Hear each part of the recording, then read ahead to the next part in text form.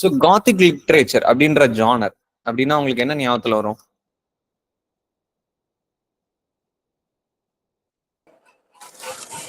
Terrific, terror, horror. Horror ஒன்றும் இல்லைங்க, சந்திரமுகி படம் பார்த்துருக்குறோம்ல, ரொம்ப பயன்படுத்தி இருக்க மாட்டாங்க, பட் இருந்தாலும் ஒரு சின்னதா ஒரு திகில் இருக்கும்ல, அது எங்க இருந்து அந்த திகில் வருது? எது கூட அசோசியேட் ஆயிருக்கும்? ஒரு இடத்துக்குள்ள நுழைவோம், அப்போ நம்மளுக்கு அந்த திகில் வரும். நம்ம ஆடியன்ஸை கூட்டு போவாங்க எங்க?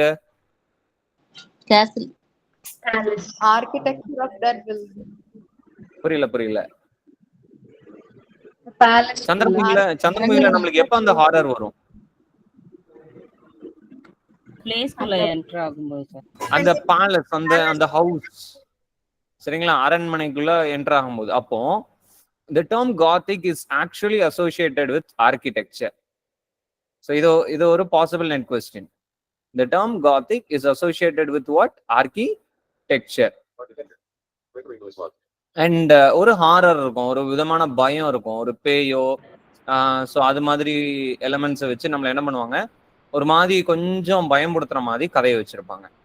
சரி, and examples for gothic fiction 18th centuryல பார்க்குறோம்.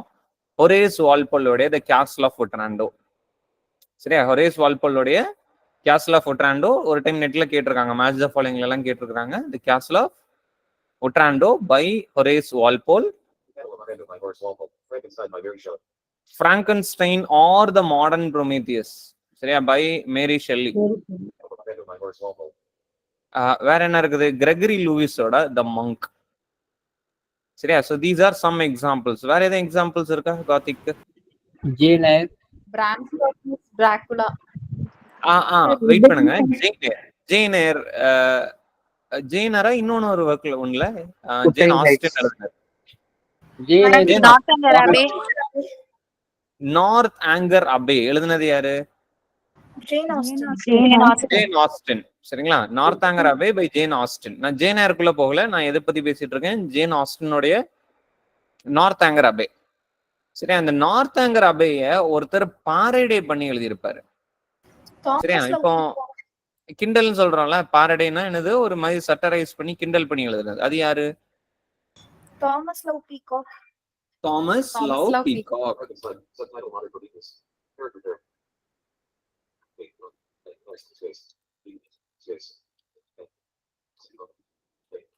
தாமஸ் லவ் பீகாக்கோடைய Nightmare Abe.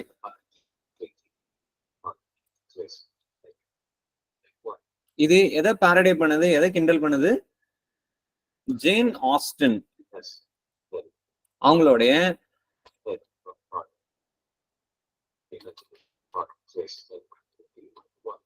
Same very poor at spellings. சரிங்களா, ஸ்பெல்லிங் மிஸ்டேக் இருக்கலாம், நீங்க அதை பார்த்துக்கோங்க. நார்த் ஆங்கர் அபே பை யாரு? Jane Austen. அண்ட் ஜேன் ஆஸ்டினோட நார்த் ஆங்கர் அபேயை பேஸ் பண்ணி நைட்மேர் அபேன்னு யார் எழுதியிருப்பா? Thomas Love Peacock. Okay, so these are some examples for Gothic fiction. வேற என்ன சொன்னீங்க? என்னப்பா? The Mysteries of Udolpho யார் எழுதுனா? The Mysteries of Udolpho. Anne Radcliffe ஓட Mysteries of Udolpho. அதுவும் ஒரு example for Gothic fiction. And இன்னொன்னு பாத்தீங்கன்னா, இவங்க எழுதுன The Well of Loneliness was banned. The Well of Loneliness ban பண்ணியிருப்பாங்க. I think, I am not very sure, probably it has a lesbian theme, அதுக்காக அதை ban பண்ணியிருப்பாங்க. அண்ட் நெட் எக்ஸாம்ல ஒரு கேள்வி கேட்டிருந்தான், which one of the following deals with homosexual theme அப்படின்னு கொடுத்துட்டு கிறிஸ்டோபர் மார்லோட ஒர்க்கு கொடுத்திருந்தாங்க. ஆன்சர் என்ன? Edward second. சரிங்களா, நெட் எக்ஸாம் கொஸ்டின். அதுல கிறிஸ்டோபர் மார்லோவுடைய ஒரு பர்டிகுலர் ஒர்க்ல ஹோமோசெக்சுவல் தீம் இருக்கும் அப்படின்னு சொல்லி கொடுத்திருந்தாங்க. அது என்னது? Edward the second. அண்ட் லிட்ரேச்சர்ல ஒரு தியரி, இப்போ ரீசன்ட் என்ன சொல்ல, ட்ரெண்ட்னு சொல்லி ஒரு தியரியை சொல்றாங்க. என்ன தியரி? LGBT studies. அதுக்கு என்ன வேர்ட் யூஸ் பண்ணுவாங்க? Queer theory. இதுக்கு பேர் என்ன தியரி? குவேர். அப்படின்னா வித்தியாசமான, ஸ்ட்ரேஞ்ச். சரியா? அப்படிதானே அர்த்தம். அதுல அதுல என்ன அஜெண்டாஸ் எல்லாம் வருது? எல்ஜிபிடி. சரியா? சோ இதுல டி ஸ்டாண்ட்ஸ் ஃபார் டிரான்ஸ்ஜெண்டர். சரியா? டி வந்து யார குறிக்குது? டிரான்ஸ்ஜெண்டரை குறிக்குது. அண்ட் ஸோ அப்படி வந்துருங்க. அடுத்தது பேரும்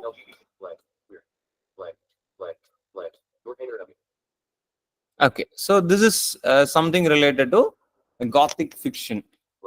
இப்போ Hamlet, Othello, Macbeth, King Lear இப்படிலாம் பேசிட்டு இருந்தீங்கல்ல, இதெல்லாம் என்ன டைட்டில்? இது என்னன்னு சொல்லுவோம்?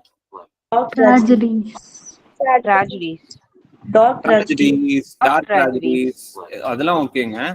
அந்த டைட்டில நம்ம என்னன்னு சொல்லுவோம்னா ஈபானிமஸ்ன்னு சொல்லுவோம். அந்த டைட்டில் என்னன்னு சொல்லுவோம்? ஈபானிமஸ். ஈபானிமஸ் means the character name becomes the title of the work. For example, Padayappa, Muthu. சரியா? பாஷா. வேற என்ன சொல்லலாம்? இப்போ நீங்க விஜயோட இப்போ ஒரு படம் வந்ததுல லியோ. சரியா? இதெல்லாம் யாரோட? லியோ தானே, மறந்துட்டேன். கரெக்டா? அப்படி ஒரு படம் வந்ததோ? ஓகே. ஸோ அப்போ இதெல்லாம் என்னது? Character name becomes the title of the work. அப்படி வந்ததுன்னா அதை நம்ம என்னன்னு சொல்றோம்? ஈபானிமஸ்ன்னு சொல்றோம். சரி, அப்போ இவங்கெல்லாம் ஈபானிமஸ் ஹீரோஸ். யாரு? ஹாம்லெட், ஒத்தல்லோலாம் தே ஆர் ஈபானிமஸ் ஹீரோஸ். அடுத்தது ஒரு ஃபிகர் ஆஃப் ஸ்பீச். நான் டைப் பண்றேன், அது என்னன்னு கண்டுபிடி.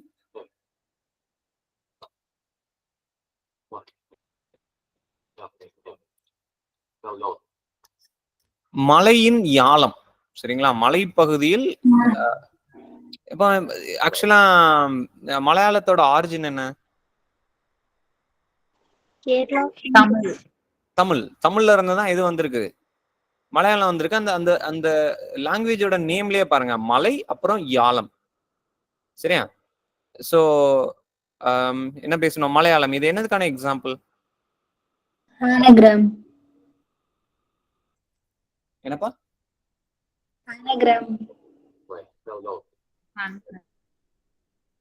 பின்னால இருந்து வாசிச்சு பாருங்க மலையாளத்தை.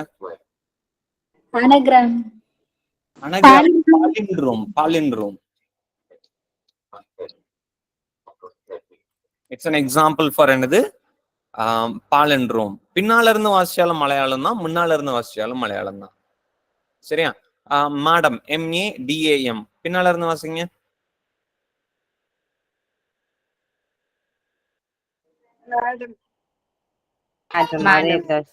அதே அதே மேடம் தான் வரும். சோ அதுவும் எக்ஸாம்பிள் ஃபார் என்னது?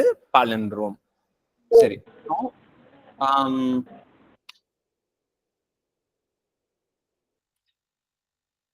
அடுத்தால ஒரு கிரிட்டிக்கல் பீஸ் பார்த்துரும்.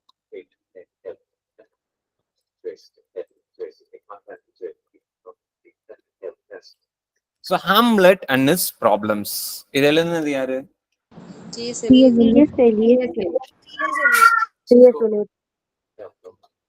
ரொம்ப லாங்கா எழுதி இருக்கிறாருப்பா, வளன்னு எழுதி இருக்கிறாருப்பான்னு சொல்றாங்க. ஹாம்லெட் அண்ட் ஹிஸ் ப்ராப்ளம்ல T.S. Eliot என்ன சொல்றாரு? ஹாம்லெட்டை வந்து குறை சொல்றாரு.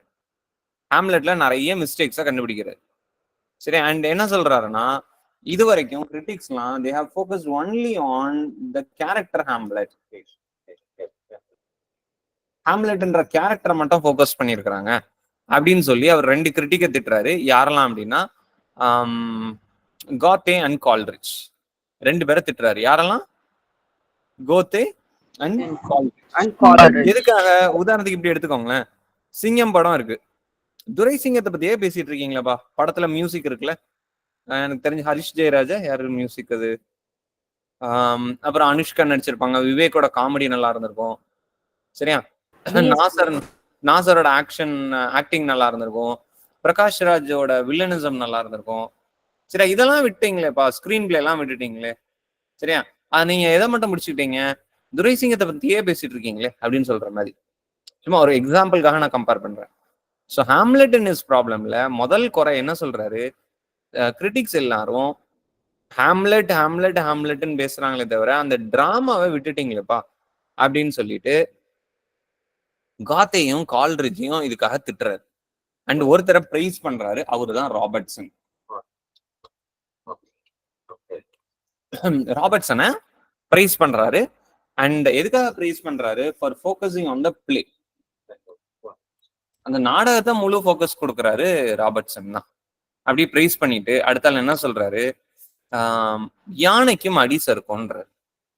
சரியா? ரொம்ப அழகா எல்லா ஒர்க்லயும் தீமை டீல் பண்ண ஷேக்ஸ்பியரால is unable to deal the theme of a son towards a guilty mother.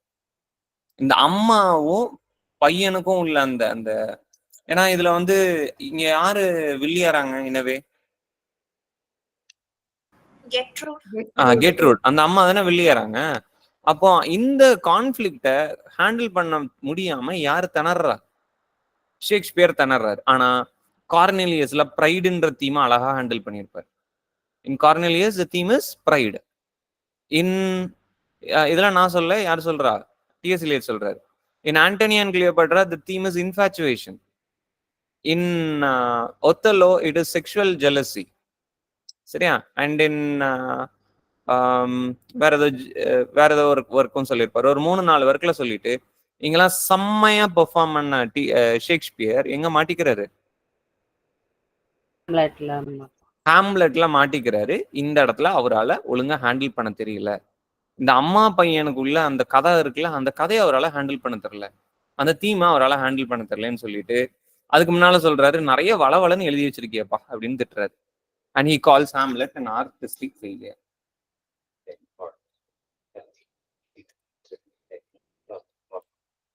ஃபெயிலியர்னு சொல்லிட்டு அப்ஜெக்டிவ் கார்லேட்டிவ் பத்தி பேசுறாரு.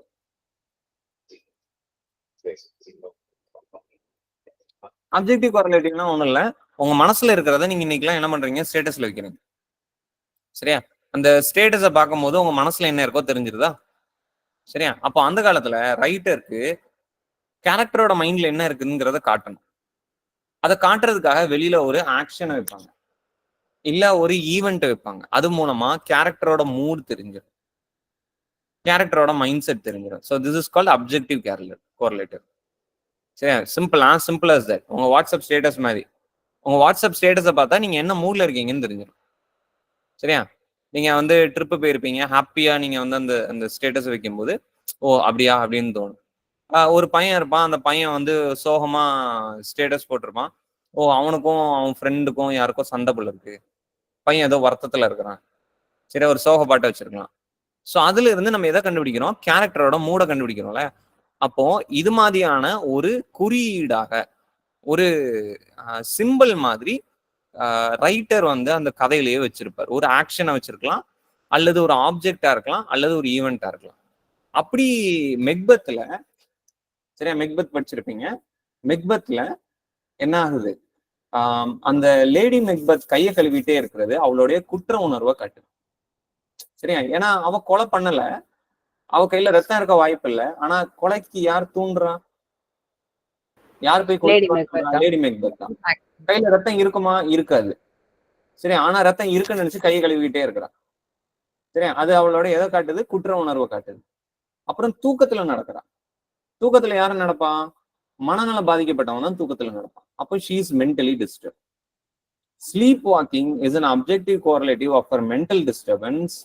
Washing of hands is an objective correlative of her guilty conscience. மனசாட்சி உறுத்துது, கை கழுவுற சீன்ல வச்சிருக்கிறாங்க.